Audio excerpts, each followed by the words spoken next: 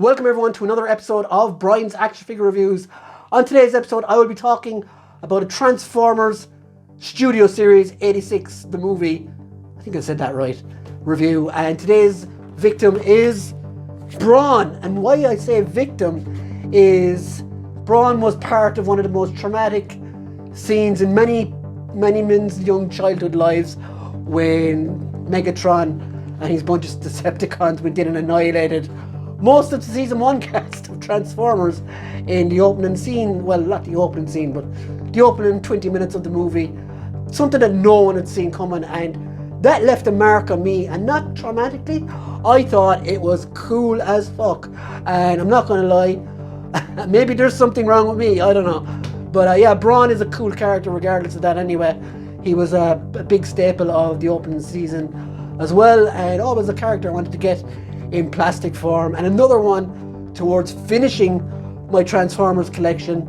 And yeah, so let's check out the box for Brawn. So this is the box for Brawn. I absolutely love this picture on the front. I think it's from when he's charging Starscream, and that kind of doesn't end too well for him. It does say Transformers the movie up here, Takara Tomy, Generations, Transformers, number 22. Is that right? Number 22? I feel like I've got all of these more or less. Brawn, A+, Hasbro. On the side here, you've got that same thing again. Deluxe class on the back. Here's Brawn, big screen inspired, and shows his alternative mode. And here is the full picture. So very cool box. On top it says Transformers the movie. On the bottom it says legalese. It doesn't say legalese, it just has a lot of legalese. So yeah guys, let's get Brawn out of the box. So here is Brawny up on the swingamajig, and I have to say I'm really liking this figure so far. I do think it is very accurate to the character. I will say though, on the back there is quite a big backpack, but it doesn't really hinder the figure too much. I have transformed him already. I'm not going to do it on this review because it's not difficult per se, but it is quite awkward and fiddly. So it is sort of difficult. But yeah, first impressions are really good on this guy.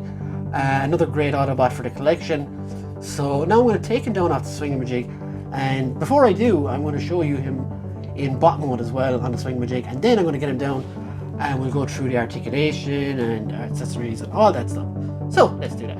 And here is Brawn going around now on the swingamajig in vehicle mode. As you can see, it's quite nice Jeep. It does look quite cool, but I would say the size is pretty small. But yeah, it does look, it works really well. There's no sign of this being a robot anywhere really on this. It looks really cool. The only thing I could say is maybe the doors could be done a bit better. They're kind of missing, so to speak. But other than that, really nice. So let's get Brawn down off the swingamajig. So Brawny is down off the swingamajig, and let's take a look at what he arrived with. So like all of the Studio Series 86 figures and all Transformers figures in general, he did come with these instructions.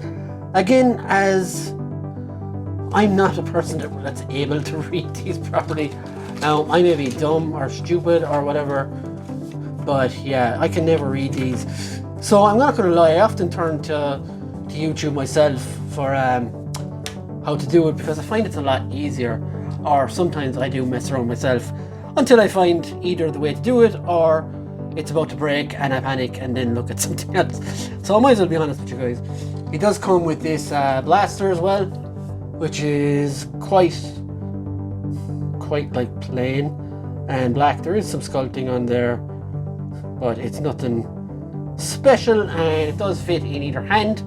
And of course, being a Studio Series 86 figure, it does come with one of these backgrounds as well. This being the hole in the ship where Megatron and the Decepticons came in to ultimately put Brawny to his fiery doom. Spoilers for a 30-odd-year-old movie. But that's pretty nice. Again though, honest hat on, I will never use this again, because he will be going into my own display. So yeah, very cool for people who use those, but unfortunately it's not going to be me. Other than that, the figure is quite nice. He does look good in bot mode. which is the mode I will be keeping him in anyway. As I said earlier, I did transform him. It's quite fiddly, but it's not bad. Looks wise, it all falls over. Looks wise, he looks really nice. I like the almost metally finish. I know metally isn't a word really on the front of it, and it's almost like Constructicon like. And the head is really good. Check out that head sculpt.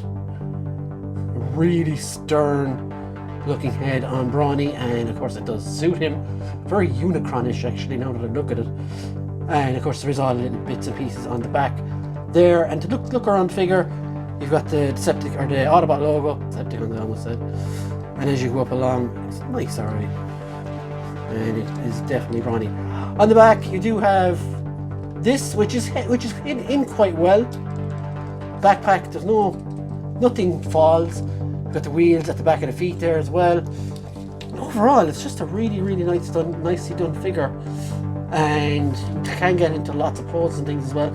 Now the head can move because you do have to move it in the transformation, but it is so stiff. You really have to really twist for minimal movement and articulation. Again, those shoulders, you get loads of movement there. Biceps swivel, double jointed elbows, and the wrists go inwards because it's part of the transformation. Legs, you've got the thigh swivel, single jointed elbows or single jointed knees.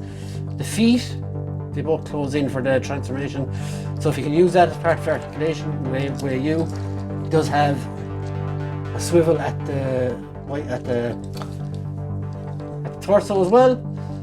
You can get a lot of poses out of him. He is a quite decent figure, very cool. Yeah, there's a lot you can do with this guy, and I really like him. Does he fit with other Transformers movie figures, I was going to say?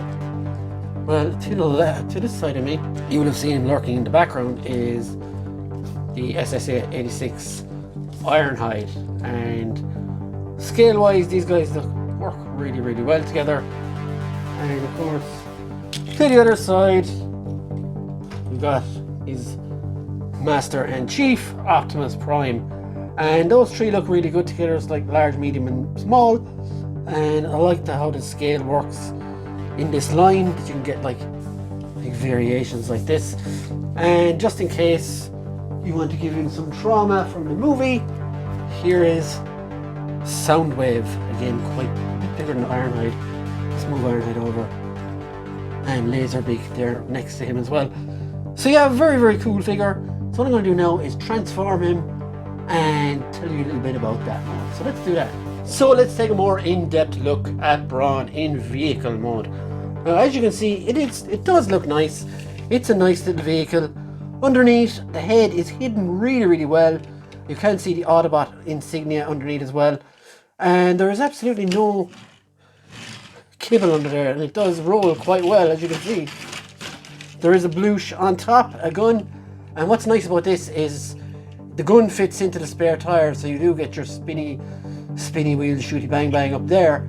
Other than that, the car is pretty nice. There's a cool little Autobot insignia on the bonnet. The windscreen looks good. Again, as I said, it could do with doors here maybe, but that's a minor complaint. Again, you got the windscreen here on the side, or the glass. No windscreen on the back. It could have been, like, there is a little windshield wiper and everything there, but no actual windshield.